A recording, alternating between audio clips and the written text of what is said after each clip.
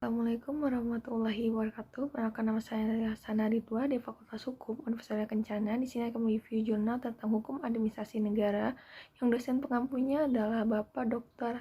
Haji Didi Mulyadi SMH dengan asisten dosennya Pak Dr. Emrendi Aridayadi SMA MH.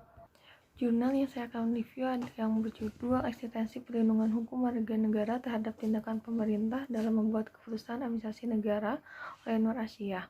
Hukum administrasi negara adalah seperangkat peraturan yang memungkinkan administrasi negara menjalankan fungsi-fungsinya yang sekaligus juga melindungi warga terhadap sikap tindak administrasi negara dan melindungi administrasi negara itu sendiri. Di dalam melakukan suatu hubungan hukum, subjek hukum selaku pemilik hak-hak dan kewajiban-kewajiban, baik itu manusia, badan hukum maupun jabatan, dapat melakukan tindakan-tindakan hukum berdasarkan kemampuan atau kewenangan yang dimilikinya. Tindakan hukum ini merupakan awal lahirnya hubungan hukum, yakni interaksi antar subjek hukum yang memiliki relevansi hukum atau mempunyai akibat-akibat hukum. Agar hubungan hukum antar subjek hukum itu berjalan secara harmonis, seimbang, dan adil dalam arti setiap subjek hukum mendapat apa yang menjadi haknya dan menjalankan kewajiban yang dibebankan kepadanya, maka hukum tampil sebagai aturan main dalam mengatur hubungan-hubungan hukum tersebut. Pemerintah dalam hukum administrasi sebagai kesatuan, sebagai badan yang diberi kewenangan, dengan demikian berwenang untuk menetapkan tindakan menurut hukum administrasi dan olehnya itu mempengaruhi keadaan atau kondisi hukum orang lain atau untuk menjalankan tindakan hukum arti badan hukum secara hukum. Landasan dari tindakan yang diambil oleh administrasi negara tentunya berdasarkan pada ketentuan peraturan di dalam hukum administrasi negara sebagai dasar yang membenarkan tindakan itu secara hukum sesuai dengan konsep dari negara hukum. Atribusi, delegasi, dan mandat merupakan sumber wewenang dalam negara hukum yang demokratis. Salah satu asas negara hukum yang demokratis bahwa setiap tindakan pemerintah harus berdasarkan atas hukum. Romaijin berpendapat bahwa tindakan pemerintah adalah tiap-tiap tindakan atau perbuatan dari alat administrasi negara yang mencakup juga perbuatan atau hal-hal yang berada di luar lapangan hukum, tata pemerintahan, seperti keamanan, peradilan, dan lain-lain dengan maksud menimbulkan akibat hukum dalam bidang hukum administrasi. Tindakan hukum pemerintah. Berdasarkan pendapat Utrecht, maka tindakan pemerintah yang merupakan tindakan hukum untuk penyelenggaraan kepentingan umum yaitu yang pertama, membebankan kewajiban pada organ-organ itu untuk menyelenggarakan kepentingan umum.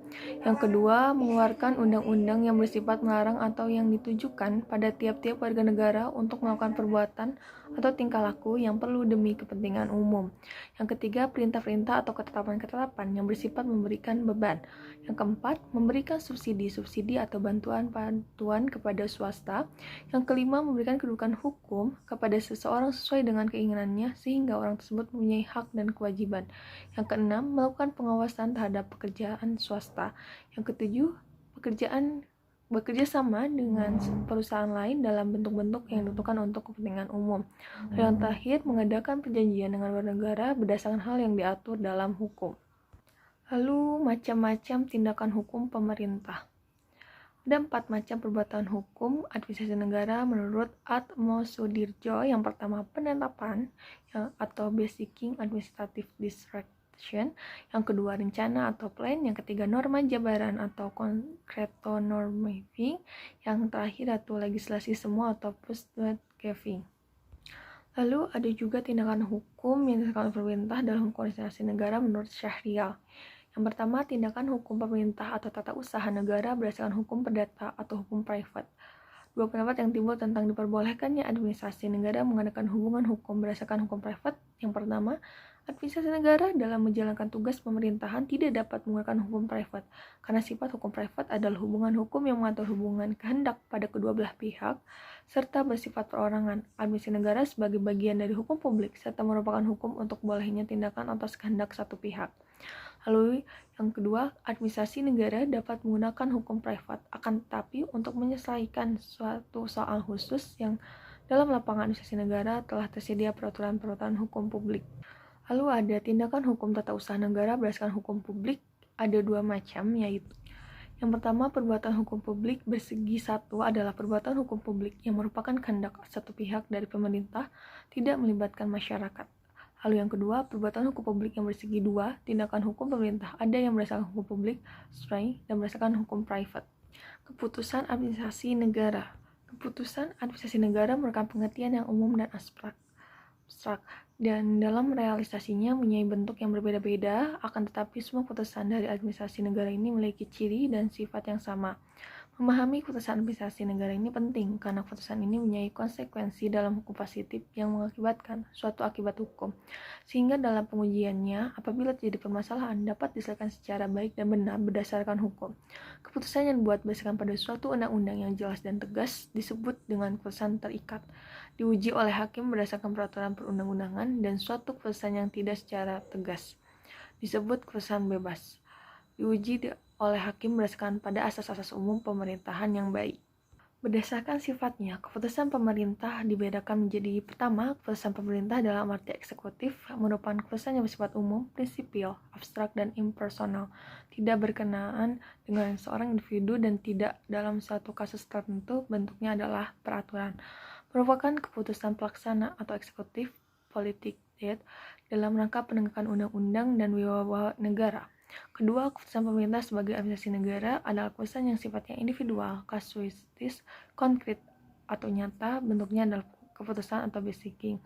Merupakan keputusan penyelenggaraan atau realisasi produk hukum dari badan atau pejabat administrasi pemerintah yang berupa dokumen-dokumen yang mengandung materi penetapan yang bersifat konkret, individual, dan final.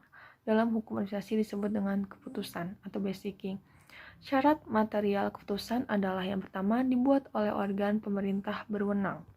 Lalu yang kedua tidak boleh memuat kekurangan atau cacat hukum. Yang ketiga tidak boleh bertentangan dengan peraturan dasarnya.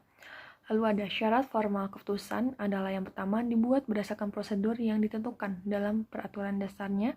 Yang kedua diberi bentuk yang sudah ditentukan. Yang ketiga penentuan waktu berlaku. Yang keempat pengumuman atau pemberitahuan kepada yang terkena keputusan.